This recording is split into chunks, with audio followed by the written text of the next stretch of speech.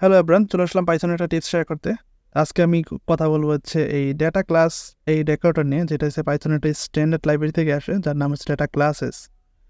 তো এইটা আমাদের লাইফটা অনেকটাই ইজি করতে পারে। কীভাবে ইজি করতে পারে তার আগে আমি একটা প্রবলেম দেখাই আগে। আমাদের লাইফে পাইথন নিয়ে কাজ করার ক্ষেত্রে আমাদের লাইফে অনেক ধরনের প্রবলেম হতে পারে। তার মধ্যে একটা প্রবলেম হচ্ছে, কী প্রবলেম সেটা দেখাচ্ছি। আমি ধরেন একটা ক্লাস নিলাম, পার্সন, একটা ক্লাস নিলাম। এটার ভিতরে দুইটা প্রপার্টি আমি ডিফাইন করি।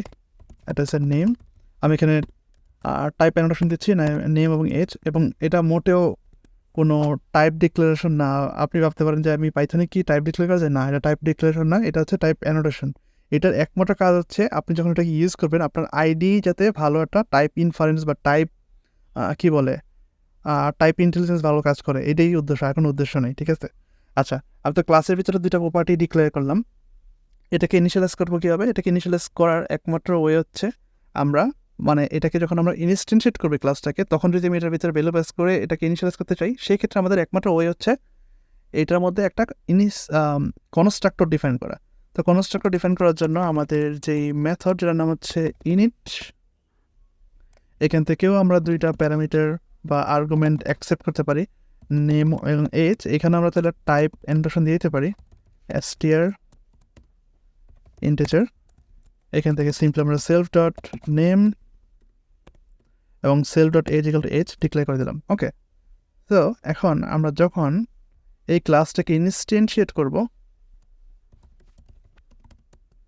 এইভাবে আমরা সিম্পলি পজিশনাল আর্গুমেন্ট দিতে পারি, আই মিন নেম আগে তারপর এজ পরে।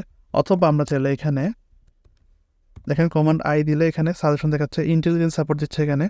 আমার নেম এবং এজ নেমড আর্গুমেন্টও দিতে পারি আমরা এখানে, এইভাবে। ওকে, এখন এই যে অবজেক্টটা, এই ক্লাসটাকে ইনস্টেন্সিয়েট করে যে অবজেক্টটা আমি ক্রিয়েট করলাম, এটাকে যদি আমি প্রিন্ট করতে চাই, এইভাবে প্রিন্ট করলে তো দেখাবে, আমি জানি, person dot name person dot age, এভাবে যদি প্রিন্ট করতে তো শো করবে একটা করে। বাট শুধুমাত্র এই যে অবজেক্টটা, ওইটাকে যদি আমি প্রিন্ট করি, তাহলে আপনি এটার একটা অবজেক্ট রিপ্রেজেন্টেশন দেখতে পাবেন, যেটা সাধারণত আপনার ক্লাসের যে মেমোরি লোকেশন সেটা দেখায়। আন্ডারস্কোর মেইন ডট ক্লাসের নাম, তারপর অবজেক্ট অ্যাট লোকেশনটা দেখায়। ওকে, এখন যদি আপনি এই ক্লাসটাকে, এই ক্লাসের যেই স্ট্রিং রিপ্রেজেন্টেশনটা আছে সেটাকে যদি আপনি চেঞ্জ করতে চান, তাহলে এখানে আপনাকে একটা ম্যাজিক মেথড লিখতে হবে, যার নাম হচ্ছে str। ওকে, কোপারেট লিখে দিচ্ছে এখানে নেম এবং এজ। এখন যদি আমি স্ট্রিংটাকে প্রিন্ট দিই, তাহলে সে ওই এরকম মেমোরি লোকেশন না দেখা, সে হচ্ছে এইটাকে প্রিন্ট করবে, এই মেথডটাকে এক্সিকিউট করবে। ওকে, আমি আবারও এক্সিকিউট করি, দেখেন আগে দেখাচ্ছিল এইভাবে, এখন দেখাচ্ছে এইভাবে। ওকে, খুবই সুন্দর। তো আমরা কনস্ট্রাক্টর দিয়ে ভ্যালু নিলাম, তারপর str মেথড দিয়ে আমরা এই ক্লাসটার স্ট্রিং রিপ্রেজেন্টেশন বানাইলাম, ভালো কথা। বাট আমরা যদি চাই যে এই কাজটা আমরা ম্যানুয়ালি করবো না, সেক্ষেত্রে আমাদের কাছে একটা খুবই মানে চমৎকার একটা টুল আছে, যার নাম হচ্ছে ডাটা ক্লাস। এটা একটা ডেকোরেটর, যেটা আমরা ইম্পোর্ট করব ফ্রম, এটা স্ট্যান্ডার্ড লাইব্রেরি ডাটা ক্লাসেস, এবং ডাটা ক্লাসেস মডিউল থেকে আমরা ইম্পোর্ট করবো হচ্ছে ডাটা ক্লাস। এবং এটা একটা decorator, just at the rate of data class. এটা আপনি যখন দিবেন, তখন আপনার আমার যে কনস্ট্রাক্টর ছিল সেটাও দরকার পড়বে না, এবং আমার যেই স্ট্রিং রিপ্রেজেন্টেশন মেথডটা ছিল সেটাও দরকার পড়বে না। আপনি সিম্পলি এই ডাটা ক্লাস, এই ডেকোরেটরটা এইখানে ডেকোরেট করে দিলেই, মানে এই মাথার মধ্যে বসায় দেওয়ার সঙ্গে সঙ্গে আপনি কমান্ড আই বা কন্ট্রোল আই দিয়ে দেখেন, আপনি কিন্তু এখানে নেম এবং এজ পেয়ে গেছেন। আপনার কিন্তু ম্যানুয়ালি এখানে কনস্ট্রাক্টর ডিফাইন করে তারপর নেম আর্গুমেন্ট কিন্তু বানাইতে হয় না, এটা অটোমেটিক ডিক্লেয়ার হয়ে গেছে, অটোমেটিক এটা চলে আসছে এখানে। ঠিক আছে, এবং একই সাথে আমি যদি এই অবজেক্টটাকে প্রিন্ট দিই, দেখেন এটার স্ট্রিং রিপ্রেজেন্টেশন একটা অটোমেটিক চলে আসছে। Person is not define, wait a minute, person